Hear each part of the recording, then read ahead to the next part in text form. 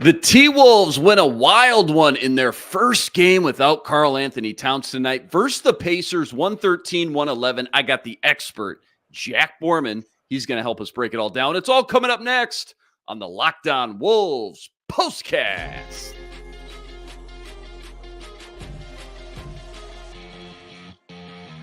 You are Locked On Wolves POSTCAST, part of Locked On Minnesota on the Locked On Podcast Network. Your team every day. What's up? What's up? Back in the lab, back at it. Another T-Wolves POSTCAST episode right here on the Locked On Sports Minnesota Network. You got myself, Luke Inman, at Luke_Spinman. That's the man, Jack Borman, on Twitter, at JRBorman13. And Jack, before we jump into all the action, quick reminder, tonight's episode brought to us by FanDuel. Make every moment more. Right now, new customers, you're getting $150 in bonus bets with any winning $5 bet. That's $150. If your $5 bet wins, visit FanDuel.com/lockedon today to get started. All right, man. Wolves coming off Monday's win versus the Blazers, now heading on the road for 6 straight games away from the Target Center. That starts tonight in Indiana. The bigger news, though, and the A topic that came out this morning when we all collectively found out that Cat has a torn meniscus. He's going to be out indefinitely. Obviously, gut-wrenching blow to him and this team with just what's transpired this season and how well they've played up to this point. We've got plenty to discuss on that front as far as, where they go from here. But I want to save most of that for segments 2 and 3. So stick around. First things first, though, we just watched a wild one go down tonight versus the Pacers. Just a back and forth slugfest. It came down to the wire. And I'll be honest, a lot of scares early on, by the way, with Ant kind of getting banged up multiple times. He headed to the locker room a few times. He would be okay, and they needed everything they got from him and his 44 points. They ended up pulling off a dramatic win, and they prove they can still do big things without one of their best players with this 113-111 win as they stay atop the Western Conference by a half game. So kick us off here, Jack. Give us your biggest takeaways from the wild game that we just watched. Yeah, I mean, insert your favorite exclamatory expletive of choice. I mean, with what you saw from Anthony Edwards there down the stretch of the game, he checked back in with 8 minutes and 22 seconds left, and just completely took this game over. He scored 16 points in the final 8:22 of this game, and just did it as a high usage, using all of his energy, dribble moves like crazy, just getting a high ball screen and going to work. Type of play that was just a complete superstar effort from him and he did it efficiently, right? He took 10 shots to get his 16 points. He got to the free throw line 5 times, and Ant didn't turn it over. I think that was my favorite part of Anthony Edwards' game tonight. He had 44 points on north of 50% shooting, was 3 of 7 from 3, had 3 assists and 0 turnovers. This was a game where all the Timberwolves were going to do was spam high pick and roll with Anthony Edwards and Rudy Gobert, with the Pacers being the worst defense against pick and roll in the NBA by quite a wide margin, actually. And they give up the most amount of opponent shots at the rim. So that if you look at the percent total of an opponent's total shots coming at the rim, the Pacers are the worst of that at like 36% of opponent shots coming at the rim, which is insane. So just for the Timberwolves to really force the Pacers to defend that action and just play off of it, I think was really great. I think it's something that we don't see a lot from the Timberwolves, is just continually running actions that they know the defense can't stop, forcing the defense to stop it. And they had no choice but to do that tonight without Karl Anthony-Towns. And it's certainly what Anthony Edwards is best at, is running that high pick and roll with Rudy Gobert. He's taken a huge step forward, both as a scorer and a playmaker out of pick and roll this season. I think, it took him a little bit of time to kind of get acclimated with Rudy Gobert, understanding the screening angles that Gobert likes to take, the timing of all those things. It just takes time to develop the chemistry in those types of sets and those types of little 2-man games. And especially when you add in all the dribble handoffs and when Ant's coming off an off-ball screen from Gobert and then veers back to flow into a pick and roll, like all those things take time, but he's really mastered all that stuff now. And for him to put together that type of effort when this team needs him the most, especially after missing, the first few minutes of this game. I mean, Anthony Edwards, he played in 38 minutes, but he probably would have played in 42 or 43 minutes had he been there after turning his ankle. in the first minute of this game. He missed the first 4 minutes and probably could have had 50 tonight. But for him to do what he did, given the context, no Karl Anthony-Towns, you have an opportunity to really send a message to the league one way or the other about how this team is going to respond without Karl Anthony-Towns. And Anthony Edwards sent a very clear message that the Timberwolves are going to keep on doing their thing, and they're going to be a force to be reckoned with, whether they have Karl Anthony-Towns or not. And given how much Karl Anthony-Towns has sacrificed and adapted his game to fit what this team needs and step up for his teammates, especially on nights when other guys don't have it, like Karl has all year, it was pretty cool to see Anthony Edwards step up in such a big way for Karl Anthony-Towns in the first game that he's missed, presumably of a slew here with that torn left meniscus. Yeah, an MVP type of performance. Our guy, Random Planet, who's always bringing the heat. He's here every night. I think we're going to see Ant take it to another level and unlock what he truly is without Cat. That is kind of a talking point. Is there a chance we just witness him potentially take that proverbial leap from great to elite, like we've all been waiting for now, knowing he's going to have to carry the load. He's going to have to shoulder this team through the playoffs and be that guy now moving forward? Because again, he was phenomenal tonight. I'm talking like MVP type of stuff we just watched. And you just hope this momentum now carries forward into the rest of the games ahead, right? Yeah, no question. I mean, the biggest difference between Anthony Edwards and a lot of other, comparable offensive superstars in the NBA is that Anthony Edwards is an elite defensive player when he wants to be. And you saw that he almost always wants to be late in games. No question about it. And when he locks in on the ball, he is the Timberwolves' best on-ball defender. And the Timberwolves also have Jalen McDaniels on this team, and he's probably one of the 5 best perimeter defenders in the NBA. And then you saw what Ant's playmaking skills are like when he just sees the ball and wants to go make a play on it with that block, hit his head on the rim, landed on his wrist. Unbelievable. It's just an insane play. It's just, it makes you completely understand and just play back in your head all the people comparing Anthony Edwards to Michael Jordan. It's just unbelievable, all the different similarities that there are. And tonight certainly just reminds you of why everybody makes those comps, because it's not a far reach. It's insane. Which is insane that it's not a far reach. We're talking about one of, if not the greatest basketball player to ever live. Obviously, everyone is going to have to step up now without Cat. And again, we'll dive deeper into that, what it all looks like in segment 2. But just as tonight goes specifically, who really looked like they were taking on a bigger role and maybe played with more, confidence or looked more empowered, if you had to pick one guy? I think it was Jalen McDaniels right away off the rip. I think some of that obviously was spurred by Anthony Edwards leaving the game, and that he's kind of your main perimeter scorer, if you will, and that kind of first lineup that they had with Mike, Nikhil, Jaden, and then Kyle and Rudy. You really need Jaden to kind of pick up his on-ball usage and score off the dribble a little bit more. And you saw that early on in the game, right? He had 4 points and 2 assists in his first stint there in the first quarter. Obviously got into a little bit of foul trouble, which derailed things a little bit. But this was the first game this season in which Jaden McDaniels had at least 5 points, 5 rebounds, and 5 assists, just to kind of give you a sense, I guess, of how well-rounded his impact was in terms of, he had the ball enough and was making enough plays with the ball to get his teammates involved and get those 5 assists. He was also really active on the glass in the defensive end, which is exactly what you need, not having another 7-foot guy.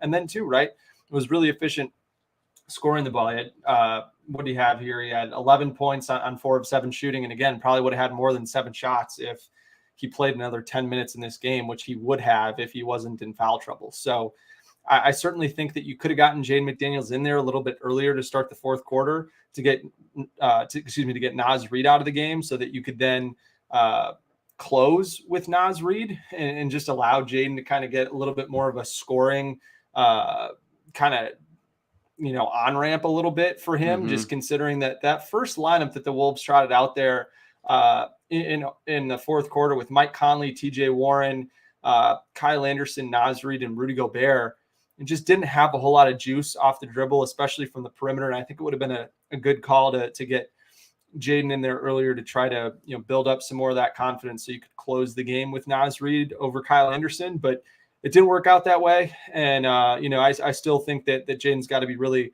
pleased with the way that he played offensively, and hope that, with him only playing 28 minutes tonight and wasn't really all that didn't have to work all too hard defensively with Nickeil Alexander-Walker taking a lot of the minutes on Tyrese Halliburton, then he'll be pretty fresh and ready to go tomorrow night in Cleveland. Yeah, absolutely. Was the 3-point shooting what they missed the most tonight from Cat, or what was the big issue, I guess, in that department from what you saw, like on a tangible level that we can put our finger on? 7 of 25, 28%. I mean, I guess, does that worry you, moving forward, knowing what a huge part of their game the three ball is, if they're going to continue to have some long-term success? So what happened tonight, from behind the arc, and how does losing Cat, I guess, change things as well?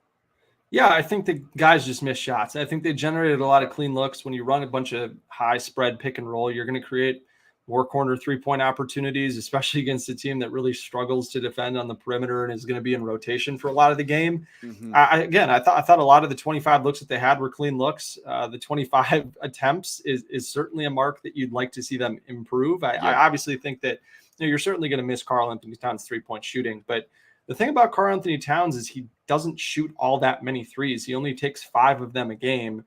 And there's plenty of games where he's only taken 2 or 3, and we're sitting here saying, dude, why are you not shooting more threes? And so I think for the Wolves, it was simply a function of Karl not playing, obviously. But then Monte Morris only played 6 minutes in this game. He left after the first quarter with left hamstring soreness and did not return. Mm-hmm. And he's normally a guy that's going to give you 3 or 4 3-point looks. He's going to create a lot of 3-point looks.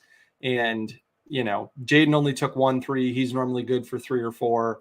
And, I think it's just kind of a weird game rotation wise with Monte out, Jaden out, Karl out, where they just didn't really adjust. And hey, I mean, the Pacers allow the most amount of shots at the rim. The Wolves did a great job of getting out and running a little bit in transition and just dominated in the paint with 66 points in the paint. So I think that the Wolves did a good job, frankly, of not feeling like they had to force it and get up a ton of threes, because they were creating a lot of really good looks from inside the arc, right? Mm-hmm. I think, you can't really be mad at the Timberwolves shooting, what is it here? 57% in the paint. They took 58 shots in the paint. That is a boatload of shots in the paint. I don't think you're going to be mad about that too often. I think that you just kind of hope that you get some shooting progression to the mean a little bit tomorrow night if you're able to create the same quality of those looks. Last one here real quick, then we'll get into some more Cat stuff in segment 2 and 3. I know the fast break points, the last 2-3 games kind of got really out of control, 19-0 in back-to-back games 2 and 3 games ago. Did that revert kind of back to the norm tonight? And what'd you see on that front? 11-16, it looks like. Better, but still not great, I guess. I didn't hear you. I'm sorry. Oh, sorry. I was saying fast break points. 19-0. Did that kind of revert back to the norm a little bit tonight? I know it was a huge issue 2-3 games ago.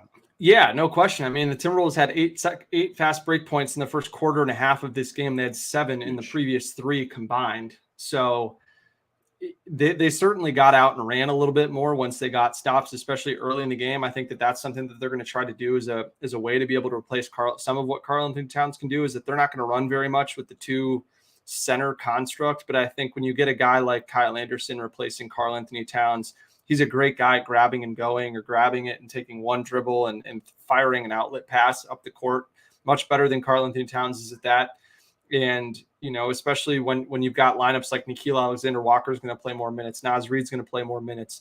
Those are both guys that really love to fly up the floor and push it in transition. And who knows, maybe you can empower Ant to do a little bit more of those things. He normally kind of just is a little bit of a chameleon, I guess, in the sense that he kind of conforms to his environment, and that when he's playing with those 2 bigs and he knows that those guys aren't pushing all that much, I don't think he's really looking to get out and transition quite as much. But now that they're, I guess, in essence, playing a little bit smaller, have a little bit more passing and ability to run up the floor and get up and down, I think that they'll be looking to do that far more than what they have, especially the last month or so. Yeah, well said. All right, plenty more deep dive, including Karl Anthony-Towns' injury and what it's going to mean for the Wolves now moving forward. That's all coming up right after this. Quick reminder, tonight's episode brought to us by FanDuel, America's #1 sportsbook and official sportsbook partner of the NBA. Right now, new customers, you're getting $150 in bonus bets when you win any $5 bet. That's $150 in bonus bets when you throw down and win just $5 on any bet. Right now, Wolves 25-1 to win the NBA Finals, 25-1. So if you've been thinking about joining FanDuel, no better time to get in on all the action. The app, so easy to use, and they got everything you need. Money lines, parlays, prop bets, over-unders, you name it, they got it. FanDuel's got everything you need to bet on the entire NBA season, and it's by far the easiest and simplest betting app to use. Go check it out for yourself. Visit FanDuel.com/lockedon. That's FanDuel.com/lockedon today. America's #1 sportsbook. FanDuel, official partner of the NBA. All right. I think it's kind of ironic on our last show, just on Monday, kind of out of the blue, I asked you kind of a pretty poignant, specific question about Cat as far as, where he's at now in year 9 and if his ceiling was sort of tapped out now, if he turned kind of a corner or not this year and, all that kind of stuff. And then now we find out this morning that he's got this torn meniscus. He's out indefinitely, likely at minimum, I would guess, the rest of the regular season, probably a good chunk of the playoffs. I just think to myself, man, here's a guy who just made his 4th All-Star game. He's averaging 22 points per. He's gone through so much in his career and life, all the way, from losing his mom not really that long ago, multiple losing seasons here when he was supposed to be the guy, the leader, multiple injuries the past 9 years. And for him to miss, 51 games with that calf like he did last year, and now this, I don't know, Jack, man. It just seems like a sick joke on not just him, but, Minnesota sports fans in general with the year the Wolves have had, thus far. Just start, I guess, with what was your first thoughts, your kind of knee-jerk reaction when you first heard the news, and where did your mind go?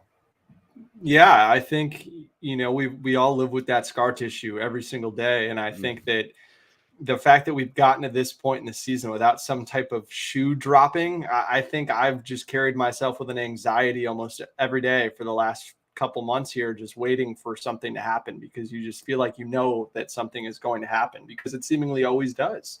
Yeah. Whenever we get any semblance of a nice thing here. And yeah, it was just a gut punch. And you feel for Karl, especially because, all the tragedy that you've mentioned. I think basketball has been a really helpful outlet for him in terms of having some structure and being around all of his teammates. And especially given the way that he's really changed and conformed his game to fit whatever the team needs of him, I think is super admirable. He's done everything to push Anthony Edwards out into the spotlight and make it clear that this is Anthony Edwards' team. He supported Ant every step of the way. Mm-hmm. It's been a great teammate. There was a story today of a Wolves fan on Twitter, I believe, who sadly lost his mom to cancer, and Karl Anthony-Towns. I think I saw that. Yeah, saw that this happened and donated like $1,500 really unprompted to the kid's family. It's just that he's just an amazing human being, and I think you can say whatever you want about him as a basketball player, but he is first and foremost an incredible human being. And I think we all lose sight of the fact a little bit too quickly that all these athletes are human beings just like you and me. And it just sucks, especially considering everything that he's been through over the last 4 years.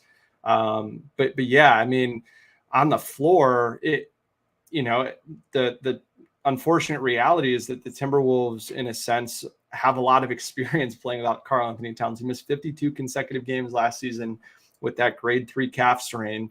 And a lot of the Timberwolves same pieces are in place that they had last season. And now they'll have Jalen McDaniels, hopefully, and Naz Reid, hopefully, which they did not have in the playoffs last season because of season-ending injuries that those two guys suffered.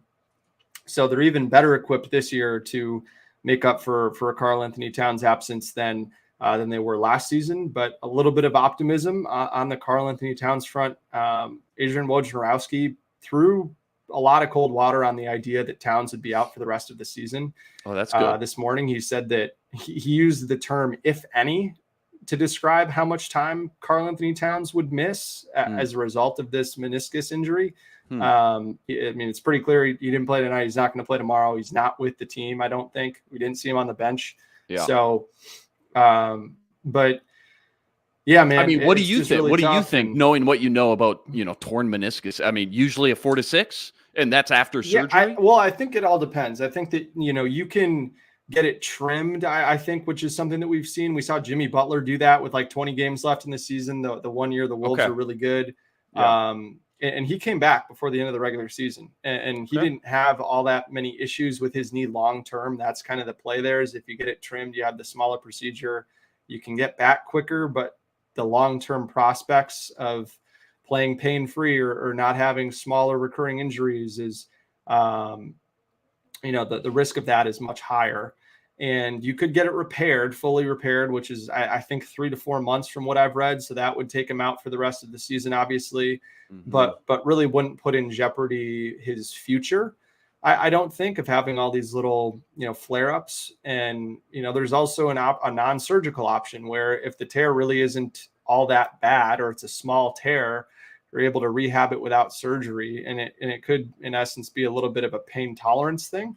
Okay. And Karl Anthony-Towns could be back, as soon as, the doctors deem it he can play. And so I think, based on all the different reporting from Shams, from Woj, from John Krasinski, sounds like they're really, surveying all their different options that they have here, and are going to make the one that I think balances out long-term risk with short-term gain. I think you have to find the equilibrium there, just because, this is a pretty pivotal season for the Timberwolves in terms of trying to understand, is this core one that they want to keep together long-term, or is it going to be something that's sustainable in the playoffs? And, not having Karl Anthony-Towns is a pretty big linchpin for everything that they want to do, makes it really, really tough to evaluate this thing. And that was the problem last year, right? We didn't really get to evaluate Towns and Gobert for a full season. And then they just kind of got thrown into the fire down the stretch into the playoffs when neither guy was remotely close to 100%. So it's just a huge bummer. And hopefully he can get back on the court as best he can. But man, I just really hope that Karl Anthony-Towns doesn't jeopardize the rest of his career. Sure. Because people are pressuring him and rushing him to get back this season, because we've seen, like, Rob Williams is a recent example of a big man who had his meniscus trimmed and has had a ton of injuries since then, and has barely played basketball in the last 18 months. So, I think it's just really making sure that he's making the best decision for him. And the good news for Towns himself, obviously, he signed that Supermax extension, so he doesn't have to worry about not getting paid or missing out on a ton of money or anything like that. I think now the question is just, how long is he going to be out? Because I don't think people expect him to be out the rest of the entire season, so regular season and playoffs. And then it's just going to be about how you're able to make up for his loss, and what are some of the different levers that the Wolves can pull to try to mitigate some of the blowback that will come from this injury. Well, let's stem off that then, I guess. And first, by the way, how tricky is that going to be, by the way? Let's say he does miss the regular season, but, he's ready to come back in the playoffs. Maybe you're on kind of a heater, or finally found some chemistry and rhythm and confidence with what you got now. Maybe a little tricky and dicey just to mess with, a good thing, if that is the case once we get there. But bigger picture now. I guess the first question is always going to be, who's the, 2 or 3 guys that got to step up the most? And I guess, how do things change as far as what we're used to watching as fans, as far as their identity goes, and how they like to win games this season, if at all? Maybe it doesn't change. Yeah, first of all, I think that the Timberwolves are going to run way more pick and roll with Karl Anthony-Towns out of the picture, because Karl Anthony-Towns doesn't really like to space to the corner, and it's really difficult to run a ton of pick and roll if you don't have, the 2 guys running the action and then 2 guys in the corners. And the Wolves just haven't had a whole lot of that. And so you're going to see a ton of Anthony Edwards and Rudy Gobert pick and roll like we did last season. I think you're going to see a lot of off-ball screens to try to get guys like Naz Reid the ball going downhill, Anthony Edwards the ball downhill. All right, so Adrian Wojnarowski actually just tweeted something saying that Karl Anthony-Towns is going to he's going to undergo surgery to repair a torn left meniscus and will be reevaluated in a month. It's expected Towns will return by early in the Western Conference playoffs. So that is from Woj right now. So, all right. So I would assume that that's the trimming surgery. We'll see. But so at any rate, the guys that are going to have to step up, no question, Kyle Anderson and Naz Reid are the first 2 right there, just because they're the ones that are going to backfill the majority of Karl's minutes at the 4. And I think that those two guys are just, they're not going to be able to hide behind having tough nights anymore. Those nights are going to be magnified a lot more. They're both going to have to be really efficient. They're going to have to take care of the basketball, and they're going to have to be quick decision makers and ball movers. And that's something that when they're optimized, they're playing at their best. They do very well. We saw that for extended stretches in the first half tonight. And then Jaden McDaniels is certainly going to have to score more. We saw more of that aggression, him getting downhill, him, being willing to attack guys off the dribble, being able to cut, move without the basketball. And two, I think just being more willing to be involved, right? I think that sometimes Jaden just kind of sits in the corner and tunes the game out a little bit. And some of that is certainly his teammates' fault for not getting him the ball enough. But part of it too is he's just got to have a really aggressive mentality like he had in the first half of this game tonight. And then on nights where you get Kyle Anderson or Naz Reid or Rudy Gobert in foul trouble, you're going to see TJ Warren play. I would not be surprised at all if this 10-day contract turns into a rest of the season contract for TJ Warren. And I think that the rotation can get pretty jacked up pretty quickly if you're going with this too big look with two of Kyle, Rudy, and Naz on the court at all times. And then one of them gets in foul trouble, and then the next option you have is a third point guard in Jordan McLaughlin. Your identity within that game just has to change quite a bit. And so having another guy, TJ Warren, who's 6'8", 220 pounds, has a super long wingspan that can at least, show some length on the perimeter, can rebound the ball a little bit, can spread the floor, shoot the three. We saw him make a catch and shoot three tonight in the corner, which was great.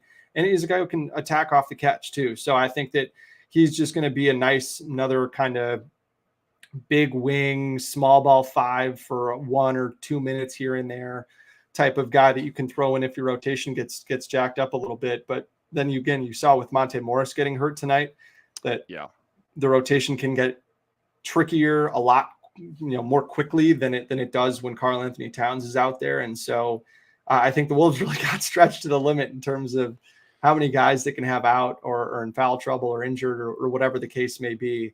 So it's going to be really interesting to see how Chris Finch manages this rotation down the stretch of the season. And, the good news is you got Rudy Gobert, who's been in there. He's been one of the most consistent players in the NBA this season, continues to do it. And I don't think you really got to ask a whole lot else of Anthony Edwards, right? I mean, he understood the assignment tonight. He was super aggressive, was really quick decision maker with the ball, didn't hold the ball for long periods of time. And that's something that I think not having Towns in the game will kind of help almost in a sense, is that he can be a ball stopper at times. He can hold the ball for 5-6 seconds, not make any decisions, catch the ball in weird post-up spots in the mid-range, and just take forever to make a decision with the ball, and can kind of clog the floor up a little bit when he's kind of at his worst, I guess. Mm-hmm. And obviously when he's at his best, he's totally contributing to the quick decision-making, the ball moving, the floor spacing, all that stuff. But again, tonight, the ball movement I thought was a lot better.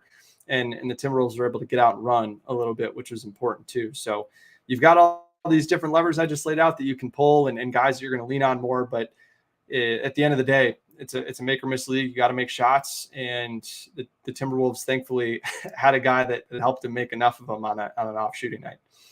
Yeah, rest assured, we'll have plenty of time to talk about all this stuff as far as Cat goes and what it all looks like now moving forward throughout the next few postcasts. So make sure you join us for those as well. We got one quick segment left. We'll preview the Cavs game coming up tomorrow night. That's all coming up right after this. Quick reminder, tonight's episode brought to you by Prize Picks, not Game Time. Prize Picks. That's right, Prize Picks. Because Prize Picks, guys, is without a doubt the most fun I've had playing daily fantasy, because you can win up to 100 times your money this basketball season. That means with as little as 4 correct picks, you can turn your $10 into 1,000. And it's so easy to play. I can make my picks and submit an entry in less than 60 seconds. Prize Picks also now offers Apple Pay for quick and easy deposits into your account all season long. And here's my favorite part. With Prize Picks reboot policy, your entries stay in play even if one of your players gets injured. That makes Prize Picks the only daily fantasy platform around that offers you extra injury insurance to give you that extra peace of mind. Right now, go to prizepicks.com/LockedOnNBA and use code LockedOnNBA for a first deposit match up to $100. That's promo code LockedOnNBA at prizepicks.com/LockedOnNBA for a 100% bonus match up to $100. All right, buddy, we got 3 minutes left here. You kind of already touched on TJ Warren a little bit. We usually do our Monte Morris watch. You already mentioned he left the game with a tight hammy. We'll talk about that a little bit more tomorrow night. So let's just close with a quick preview for these Cavs, man. Obviously tough back-to-back first 2 games now without Cat. Just a quick scouting report, though, on the Cavs, how they've been playing as of late, I guess, and where they're most dangerous. And what do the Wolves need to do to come out with a dub?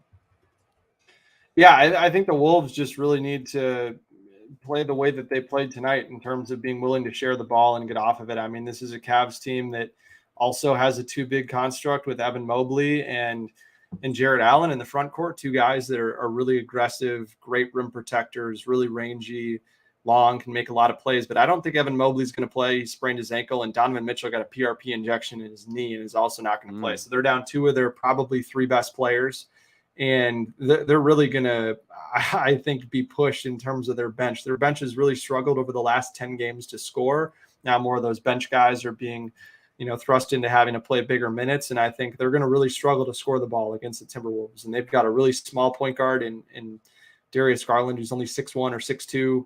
And if you put Jaden McDaniels on him, you put Nickeil Alexander-Walker on him, he's going to be their primary number 1 scorer. And so I feel really good about the Timberwolves defense matching up with this Cavs offense. The Cavs have another guy in Sam Merrill who's been a really strong shooter for them. Dean Wade obviously had 20 points in that fourth quarter for them to beat the Celtics, which was a crazy game on TNT on Tuesday night.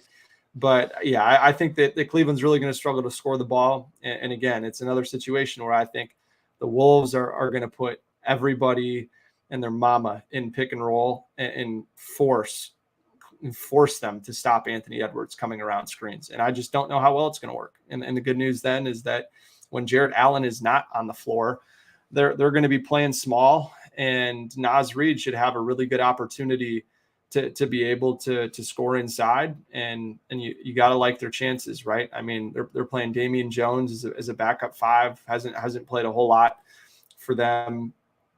And I really like this matchup for Naz Reid and guys off the bench to be able to get involved and outscore a really poor scoring unit off the bench for Cleveland, especially outside of Karis LeVert, who's been a 6-man for a while in this league, but outside of him, it's been slim pickings.